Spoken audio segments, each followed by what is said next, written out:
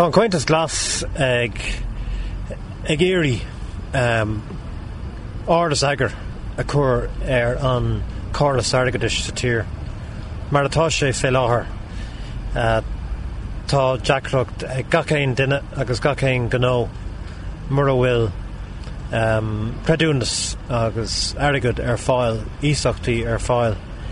chun pá nó ein cinál eile rud a íoc. Fágann sé mar sin go bhfuil gála scéim éigean chun na hísachtaí lufa a chur a latíomh chun go féidir le choras banc a chur ar bun a bheith ag feimú. Anis tá midna ag fáil cáirle sa rialtas a bhád agéin comhatla sa tír seo agus an cumatá Aire ón banc árappach agus ón na húdrás idirnáisiúnta a bhfuil an tionachar acu ar Cúrsaí gnóga idirnáisiúnta ná go bhfuil náma ar an plán is fearr atá ar fáil. Cé nach maithling cé go bhfuil sé go chun sé an farrigoring go bhfuil oring plán mar seo a chur ar bun ní léon do las ach inéire hir hawl tá an rialtas tócasach agus tásúla gom go bhfuil gach aine atá túr cáirle doing agin sin na firanna gur féidir brabús a dhéanamh as inéire hir hawl agus de bhór sin ní bheith an pobl híos leis ach mar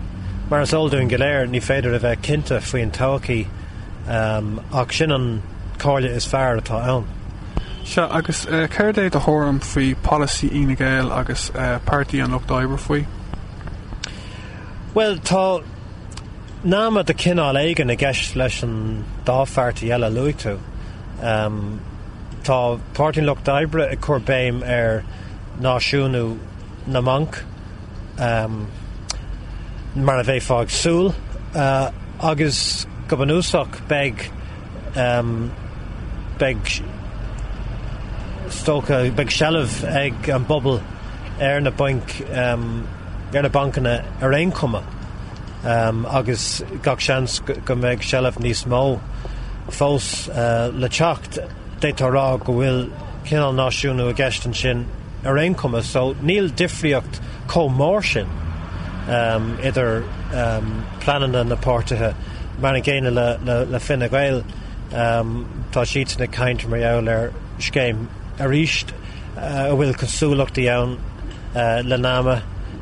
ach leis an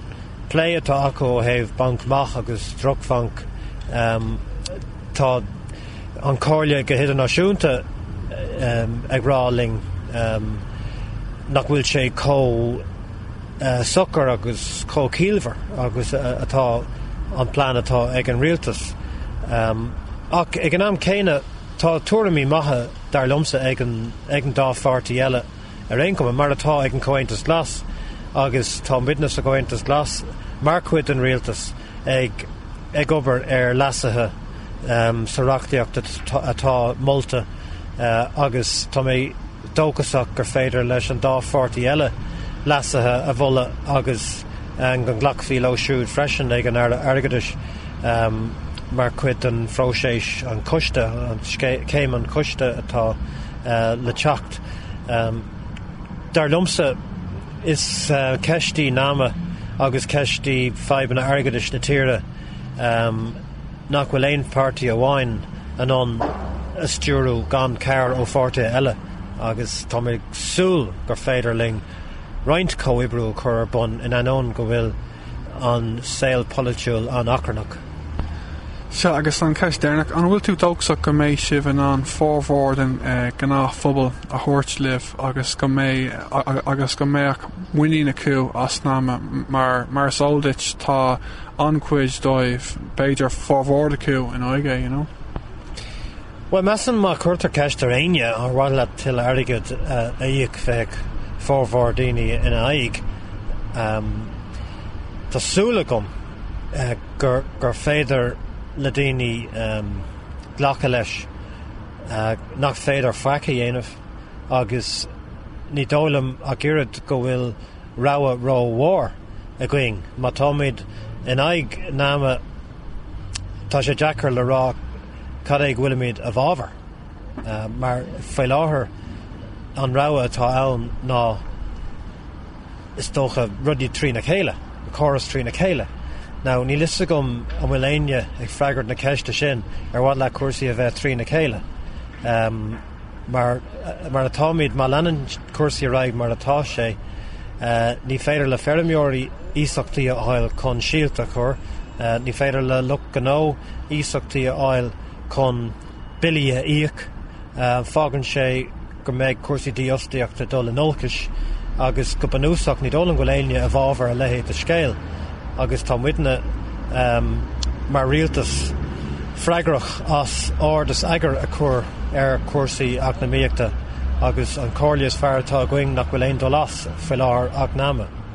Radio Pobl do Báileáthach Lia Thurthuaig. Seo é Meán Fómhair FM.